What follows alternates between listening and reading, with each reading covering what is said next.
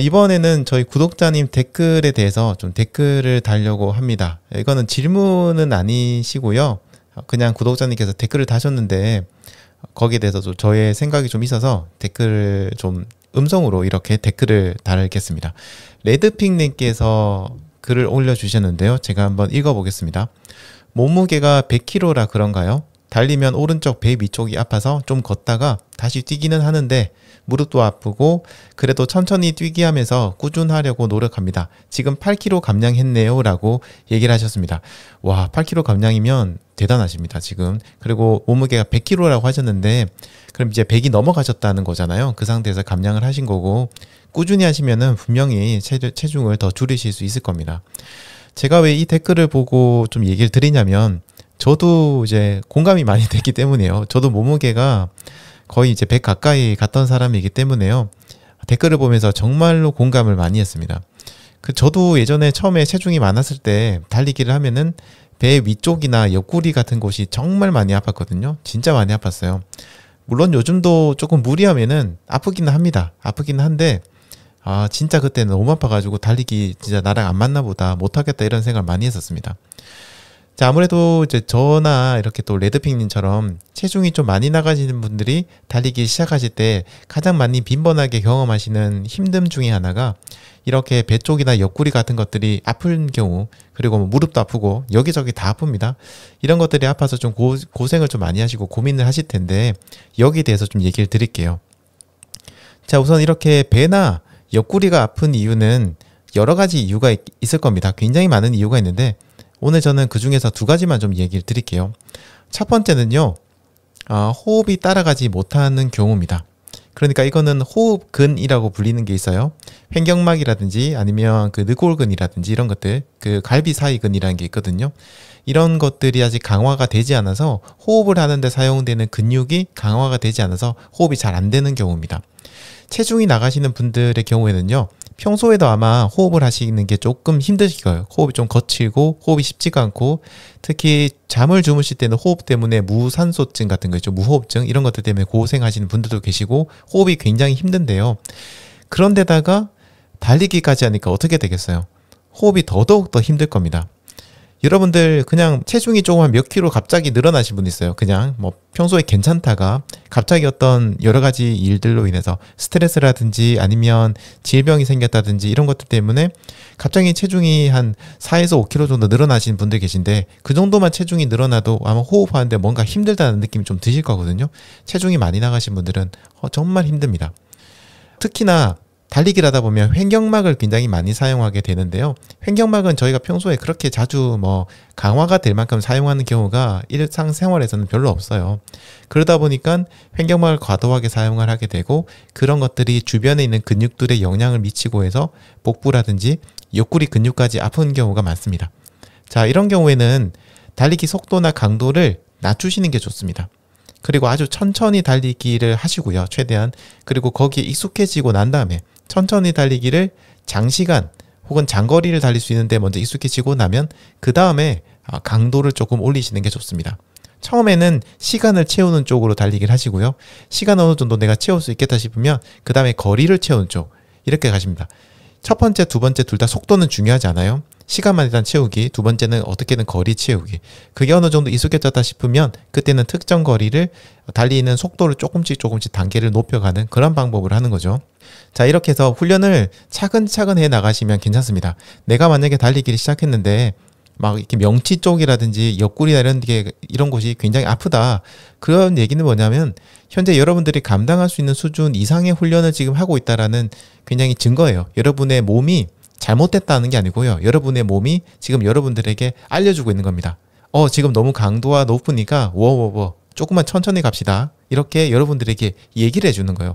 이게 아프다고 해서 내가 몸이 부족하다, 내 몸이 다른 사람들에 비해서는 약하구나 이렇게 생각하지 마시고 우리 몸이 우리에게 조금만 천천히 가자라고 이야기를 해준다. 이렇게 생각을 해주시면 될 것 같습니다.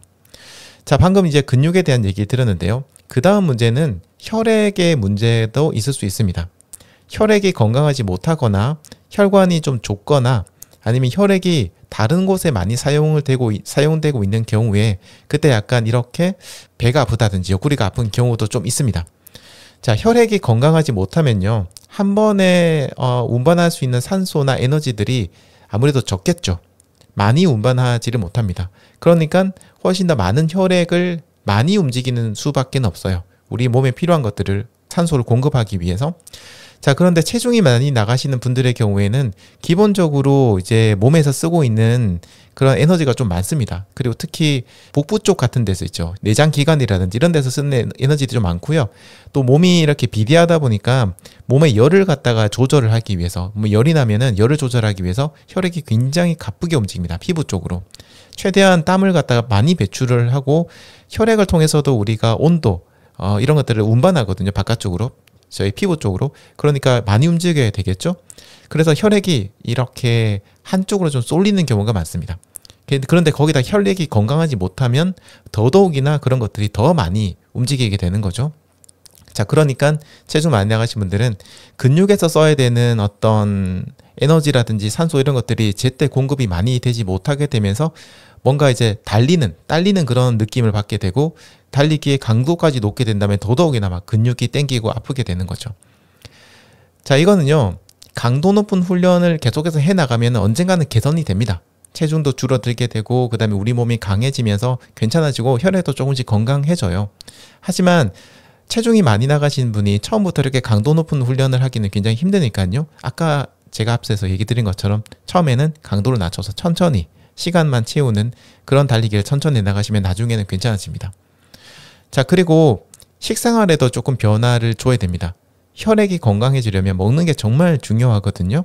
우리가 일반적으로 몸에 나쁘다라고 생각하는 음식이 있으실 거예요, 여러분들. 제가 다른 분들에게 몸에 나쁜 음식이 뭔가요? 라고 제가 물어보기도 하고 저한테 물어보시는 분도 계신데요. 솔직히 얘기해서 여러분들 몸에 나쁜 음식이 뭔지를 모르시나요?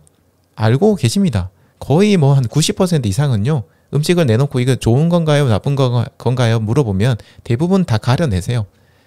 그런데 특별하게 뭔가를 갖다가 몇 개만 빼면은 마법처럼 몸이 건강해지고 체중이 줄어들게 바라시지만 실제 현실은 그렇지 않습니다.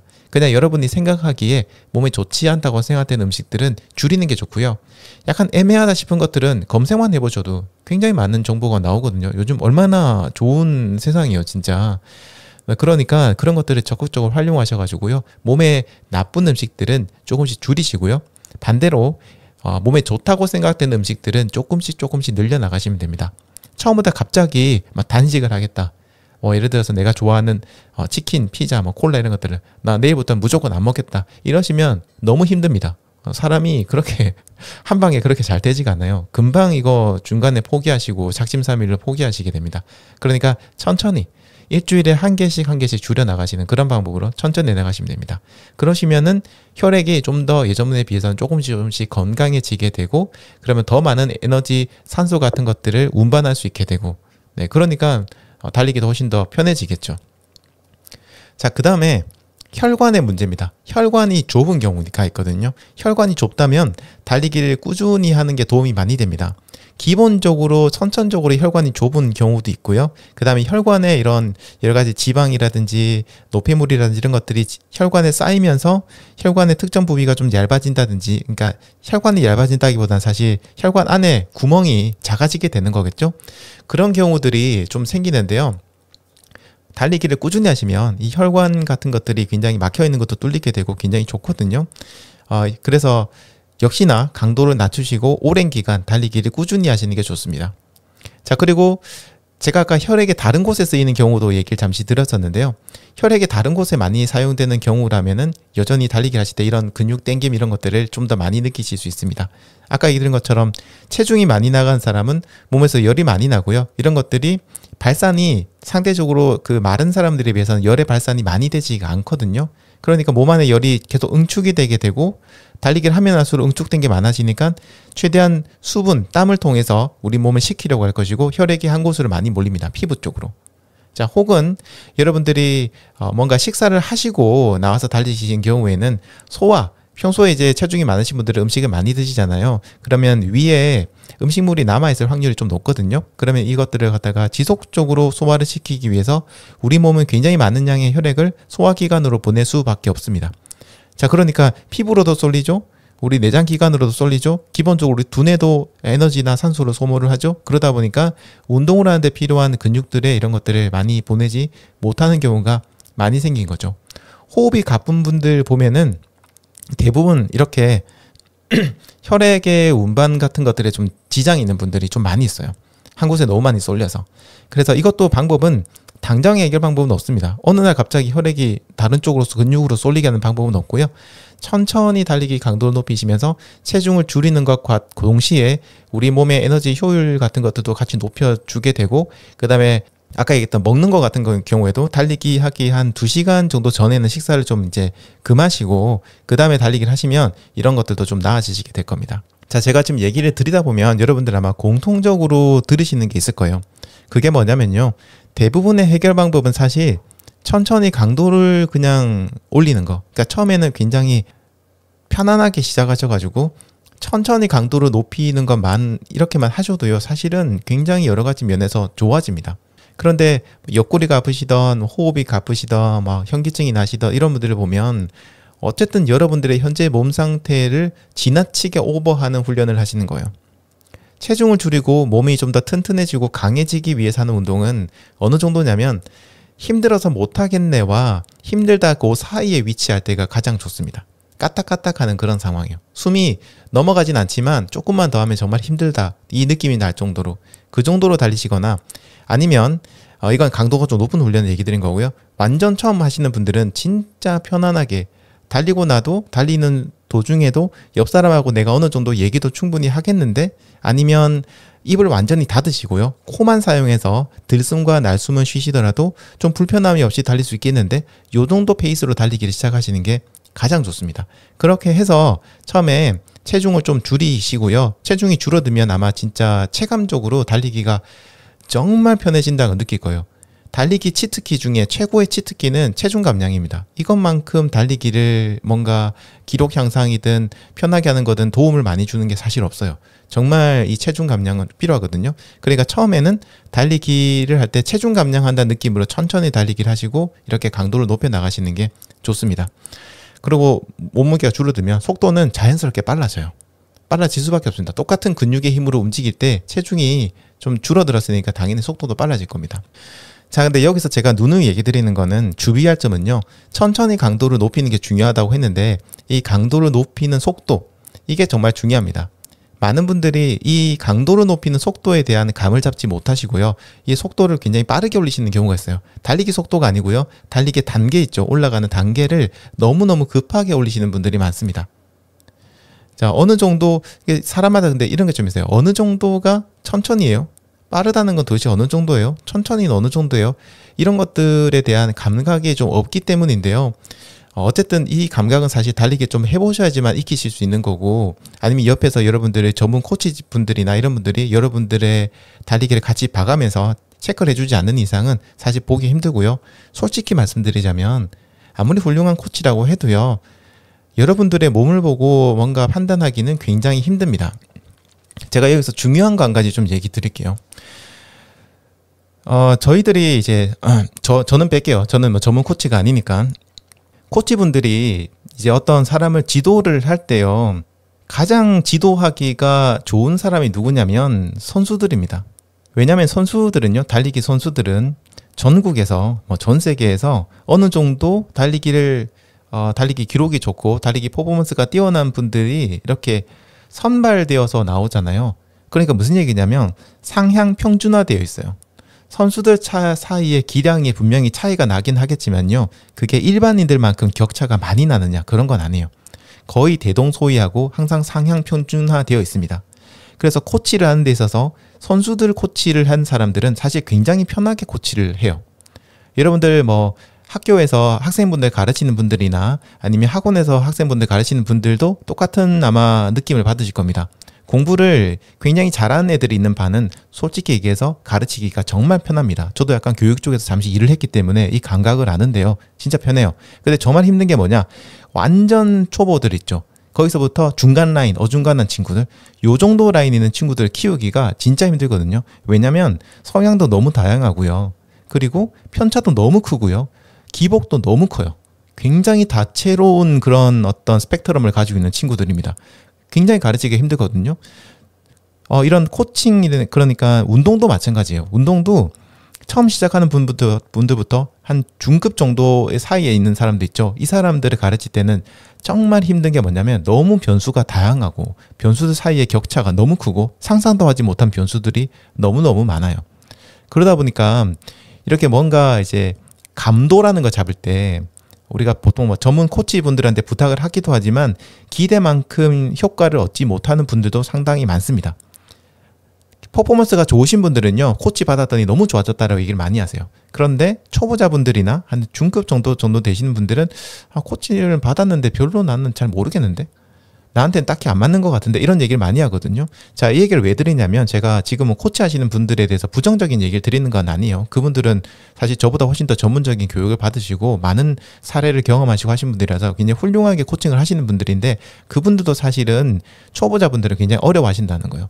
자, 이 얘기는 뭐냐면 여러분들을 제대로 파악할 수 있는 사람은 사실 외부에 있지 않고 여러분 자신에 있다는 겁니다.